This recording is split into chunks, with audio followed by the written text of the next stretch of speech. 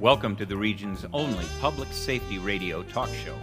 It's time again for the Sheriff's Report, your weekly radio call from Sheriff Ozzie Knezovich, now in its third year on the air. Radio base to the Sheriff. Come in, Sheriff.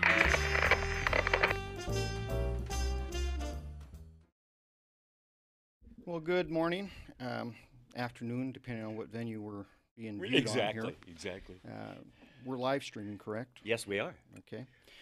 This also airs on AM 630, right, Saturdays at noon. Yes.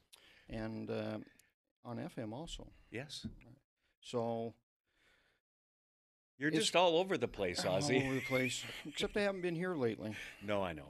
Yeah. I know. It's just kind of been a. Yeah. I'm glad 2018 is over. Many of us are. Yes. Yeah. It was a bizarre year. Yeah, it was. Yeah. It's good to have you in studio with me. I thought it would be good to kind of kick the year off as maybe a kind of a quasi year in review. Some of the things are still kind of hanging over from 2018. Yes. And moving forward to 2019, what are some of the important things that we're going to be So you drew the short straw, and it's me. It's you. Ozzie, good to see you. Good to see First of all, Happy New Year to you and to our viewers and listening audience, and it's good to have you back. Yes, you have been gone. You've had family and other issues and so forth, and good to see you back in the studio here to do the Sheriff's Report. Yes. And speaking of last year, let's spend the first few minutes talking about last year, and last year was very much a political year on so many levels, You were right in the middle of a lot of that. Well, it was election year, so it was election year, yes. And is that still your last time for running for sheriff? Yes. Okay. This was the last run. By the time this term is over, I'll have been sheriff over 16 years. Yes. I'll have almost right at 32 years in law enforcement. Yeah. And I'm starting to look at, what's other options. What's the next thing? Well, you've got a great background. Obviously, you've been working on your master's degree, so maybe education and teaching might be something for you to do too. That's exactly the reason I'm getting the master's. I'd like to give back to the next generation some of the things that I've learned. And I was recently reached out to by the FBI Law Enforcement Executive Development Association. Okay. They would like me to start teaching media classes. Okay. When I was president of that organization, I really started, telling my peers, if we don't start learning how to live in this environment, this environment is changing. It'll take over. And this environment will, if you're bad in it, it will end your careers. Yeah. And we started working towards developing a fairly strong media class. Right. And I, believe it or not, I've hit national news multiple times. I was going to say, the little old Spokane here, you made national news several times. Yes. So, on very important issues. Yes. I might add too. So with the last one that I was nationally on, the association contacted me and said, one, can we use the video of that press conference in our classes, and two, will you come and instruct? So good. I've accepted.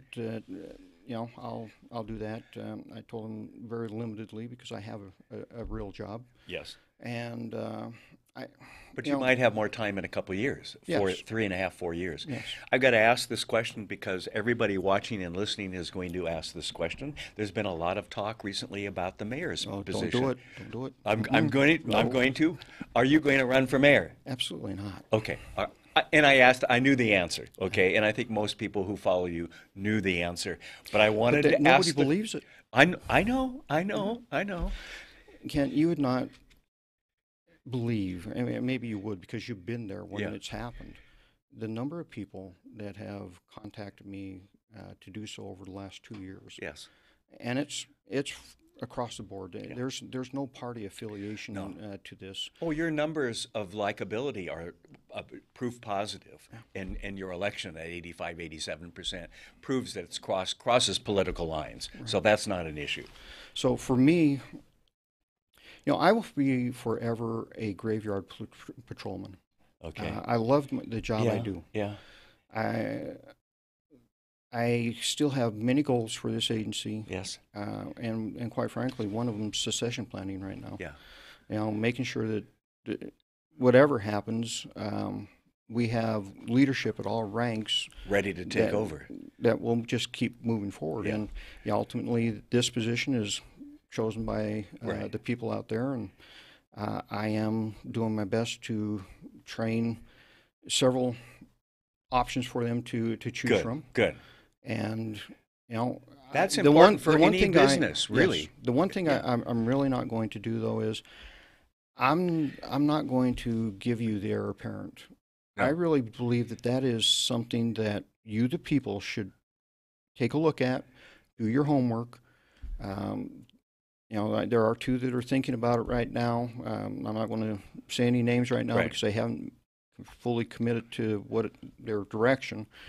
But they're two quality people. Okay. Yeah. And I really think that it's important for you to know the person that is going to lead the law enforcement contingent in this county.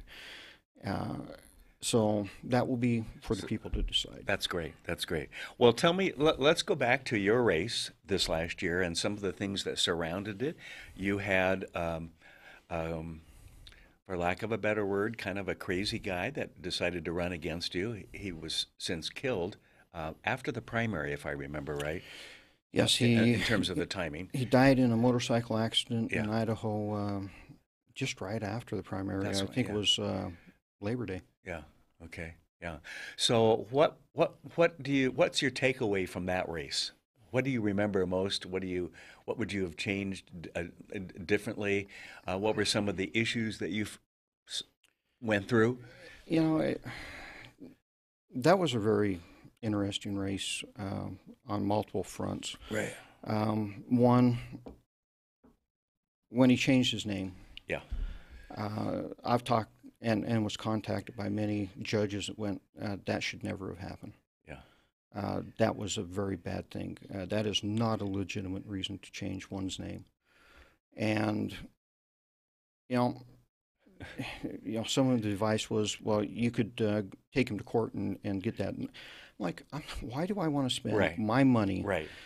I'm pretty sure the citizens are going to see through this. Oh, gosh, yes. But I'll tell you, on the backside of that was, really, you're going to use my name in that fashion? And to me, what the courts did was a slap in the face of the sheriff's office. Yeah.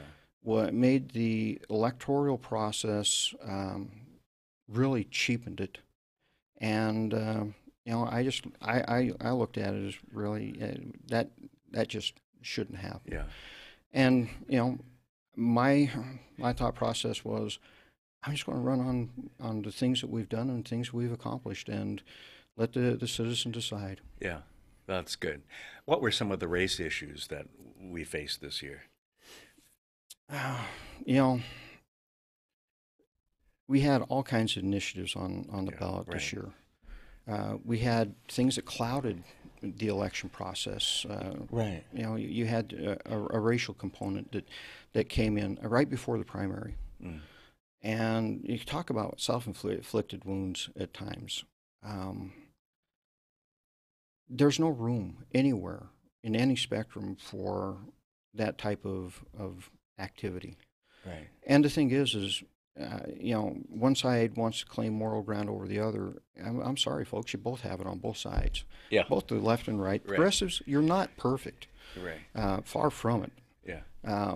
Right? You're not perfect either. Right. So one of my Christmas gifts was my wife knows I love history. Yes.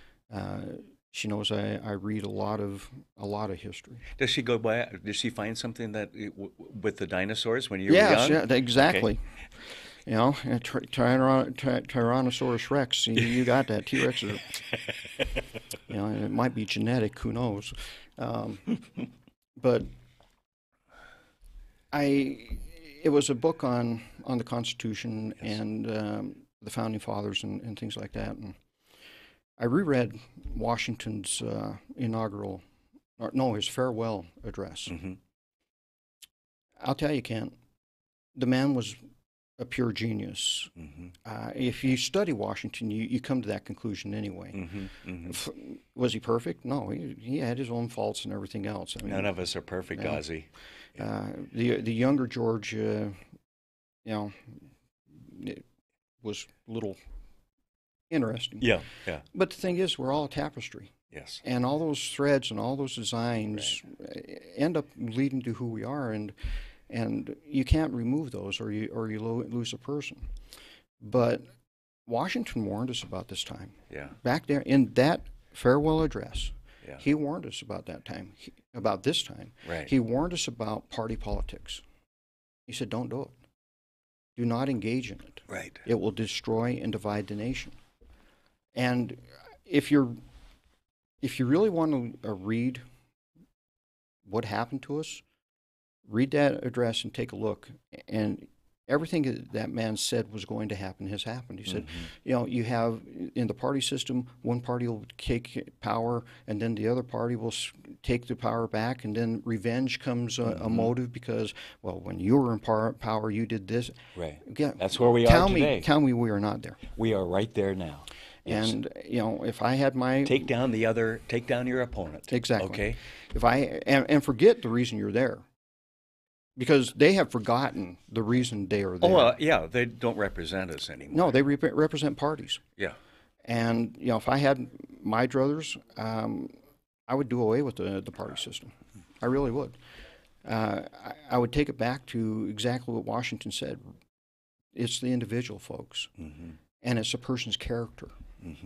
And we've lost that. If you take a look at so many people anymore, when you talk about some more nefarious politicians, we don't care about their character. Right. All we care about is the way they vote. Right. And I'm sorry, that's just not the dynamic. And Washington, again, warned against that. So I think sometime in the near future, I'm going to just pull that address apart, and I'm going to, bring it in. Let's do that. That would be good. That would be folks, good. Yeah. Let's see where we're at. That preceded us. One of the initiatives was 1639, if I remember right. I-1639. Yes. Yeah. Tell me about that. What impact is that having now? The impact is I have a lot of speaking engagements. Yeah. Explain what it is. I-1639 was the gun control measure that they wrapped up and sold to the folks as a school safety issue. Right. It wasn't. No. Sorry, folks. This did nothing for school safety. All the sheriffs came out against it. At least the association did. I won't speak for every sheriff because I haven't talked to every single sheriff, but our association came out against it because it does nothing. What it did was this. It defined, it created a definition. That definition it created was that of an assault weapon. Yeah. Because there's no such thing. Yeah. And I hate to break that to you folks. There is no such thing as an assault weapon. Okay? If there was, you wouldn't have to create the definition thereof. But they created the definition of assault weapon. That definition includes every single semi-automatic weapon, be it pistol or firearm, caliber, whatever, is an assault weapon. That's what it did. Now, if you want to know what the next step is going to be, take a look at our Attorney General's game plan for his legislative agendas. Mind you, this guy wants to be the next governor. And you'll find that it is to ban assault weapons. Right. That means they're going to try to ban every single semi-automatic gun there is in the state of Washington, which goes totally against the Supreme Court's ruling in Hellier, where they said that the pistol is the most widely used home defense weapon in America. Right. And they destroyed Washington, D.C.'s ban of the semi-automatic pistol. So we have a law that we just passed, and we really need to take a look at the initiative process, because you get to lie during all this, right? And it's happened multiple times. And then the Attorney General, who looks at that wording, just kind of looks away. And the it's his agenda. The courts should not have let this one even on the ballot, because it was it violated the initiative process. Right. So will it be overturned? Do you think the bottom? Yes, I believe the Supreme Court will overturn it. It's against the Constitution of the United States. It's against the Constitution of the state of Washington, because the state of Washington's Constitution gives people in this state more gun rights than the United States Constitution. Okay. So that's what we accomplished in that. Now there's a whole bunch of hoopla about a chief up north that said I'm not going. Folks, we're either a nation of laws or we're not. Right. We don't get to pick and choose. Right. That's what's wrong right now. Yeah, there's a court process to determine if those, right. The Supreme Court will You either believe in the three branches of government or you don't. Yeah. And we face that right now. Right. We have a government shutdown. Yeah. Because we have part of our political system that wants to violate the law of the land. Right. Because I hate to tell you, we don't have open borders, and no country does. Don't let them lie to you about that either. Yeah. I've done the research. The closer you're going to get is the European Union, and it's really not open borders. Right. Go try to get into the EU if you don't believe me. But the thing that people don't realize is the Congress passed a law that said it's illegal to enter this country through illegal means. Right, right. Okay? There are ways to do it. There's a reason it's called illegal immigration, which the left wants to leave that illegal piece out. Right. Congress passed this law. Well, Congress, and you have several congressmen and women that are violating that law and supporting the violation of that law. Right. If you don't like the law, then guess what? You made it. Right. Change it. Right, right. If you're not going to change it, then obey it, because you took an oath to support the laws of the Constitution of the United States. Right. In my opinion, all these mayors and everybody that refuse to enforce the immigration laws, they need to be arrested. It's obstruction of justice. Anybody in Congress that is supporting that needs to be severely reprimanded because they're violating their own laws. And I'm probably going to blow up the world right now. We really don't Wouldn't be the first time. No. We don't need a wall. And I'll tell you why. I am the wall. Yeah. I and everybody that wears a badge are the wall. Yeah. Let us do our jobs. But we can't let those people on the border do their jobs. Right, right. And yes, we can. Yeah, do we need to strengthen certain areas where we know we're getting passage? Yes. Yeah. But we don't need to take a 2,000-mile hunk of steel or concrete, whatever you want to do. Right. You need to give us the ability to do our jobs. Yeah. And if you really want to spend $5 billion, here's what we do with that $5 billion. You strengthen our ability to do our jobs. Right. You develop and not eliminate those departments as some Congress people talk about. Let me finish on this thought, though. Okay. Because you build a court system at the border that can deal with amnesty issues. Mm-hmm, mm-hmm. And we develop a system where we have jobs that we need filled. Yes. Those people need work. Right. They're good people. Yeah. A large majority of them are good people. Yes. All they want to do is come to work. Right. Well, let's develop a system where it's a lot easier for them to do that. Yeah. Yeah. So that's $5 billion. You want to spend $5 billion? Let's just fix the problem. Okay.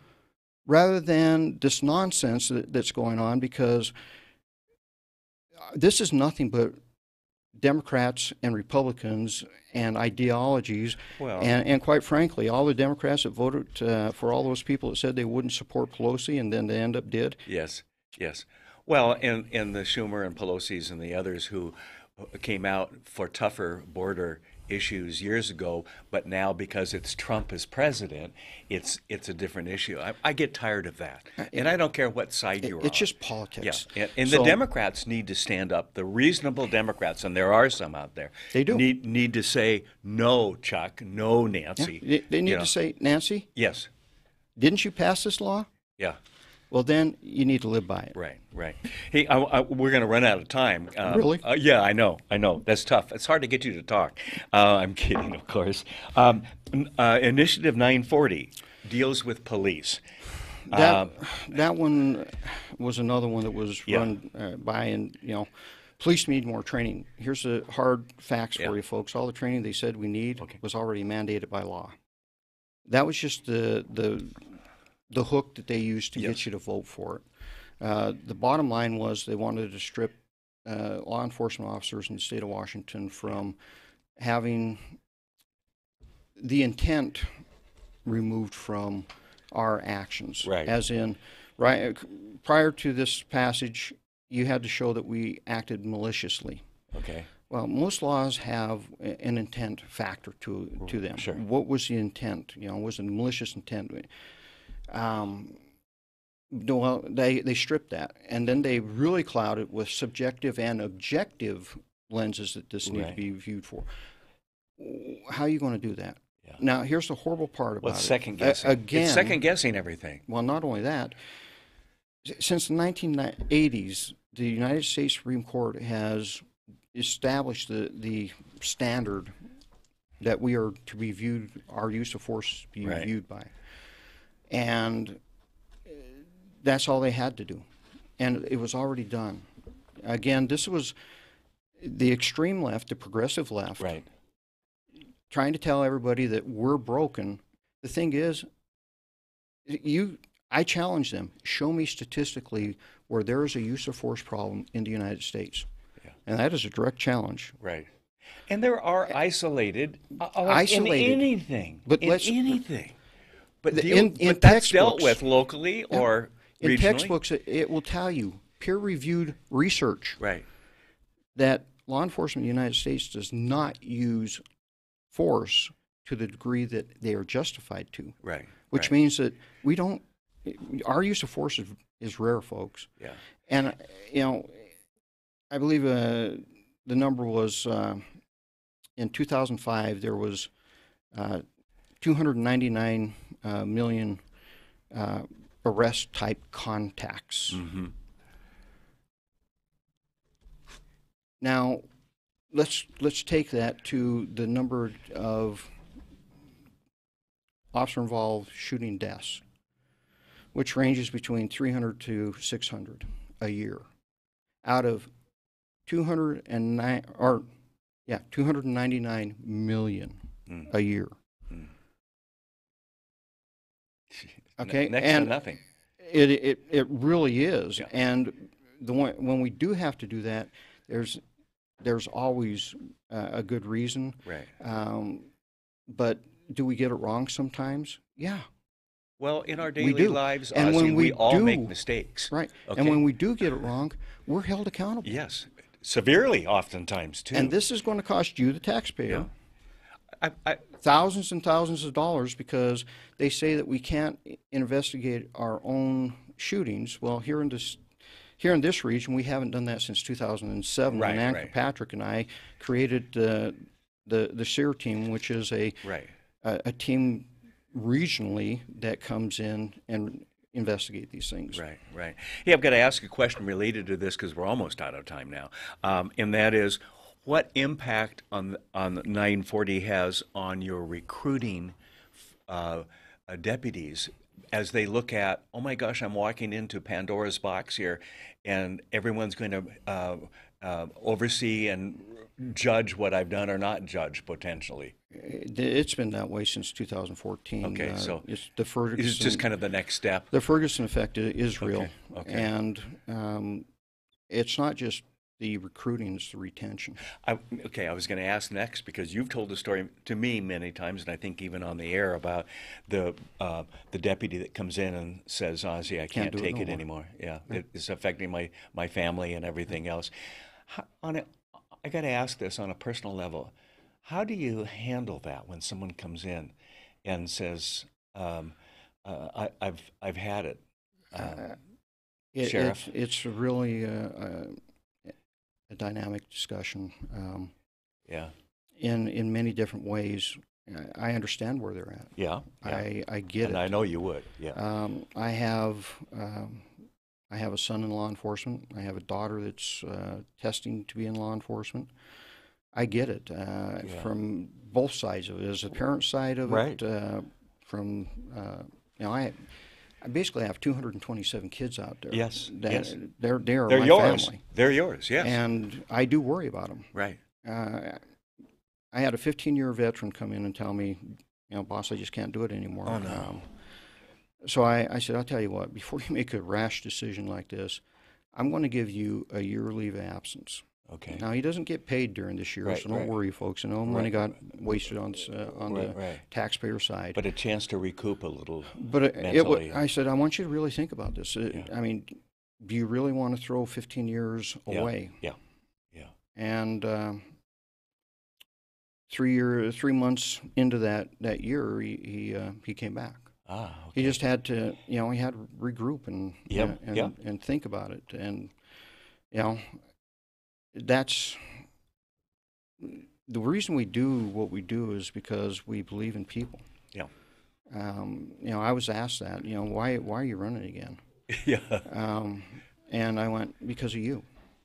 The day I stop believing in you, the people, then I need to leave. I do this because I truly believe in my fellow person, and I want to try to make your lives as good as I can. Well, Ozzie, this is your show, and we have 30 seconds left. So you want to let me have the last word? Yeah, I know that's difficult, and the difficult part will be you're keeping it to 30 seconds. There I you know. go. Okay, but we need to talk about 2019, and let's do that on the next program. We'll do that. Okay, but 30 seconds or less. 30 seconds or less. Next show, we're going to talk a little bit about where we're heading in 2019, but I'm going to talk about I-1639 and I-940 and give you a true breakdown, because, folks, one of the weapons they want to ban in this state is a weapon I've used hunting for 40 years. 40 years. Yeah. When they tell you that we didn't have access to those type of weapons. Now, for 40 years, I have used this gun for hunting. It's a .22, Ruger 10-22, that I used for small game for 40 years. And now you want to classify it as an assault weapon and ban it. Yeah, ridiculous. So, well, thank you. That's probably next week. All right. Thank you, Ozzie, our sheriff, for the Sheriff's Report. Have a great day. Have a great start to your year. You too, and you too, folks. The Sheriff's Report is a joint production of Spokane Talks Media and KTW 630 AM and 96.5 FM, which are solely responsible for its content. Ask a question, recommend a guest, or watch this program again anytime at SpokaneTalksMedia.com. Have a safe day.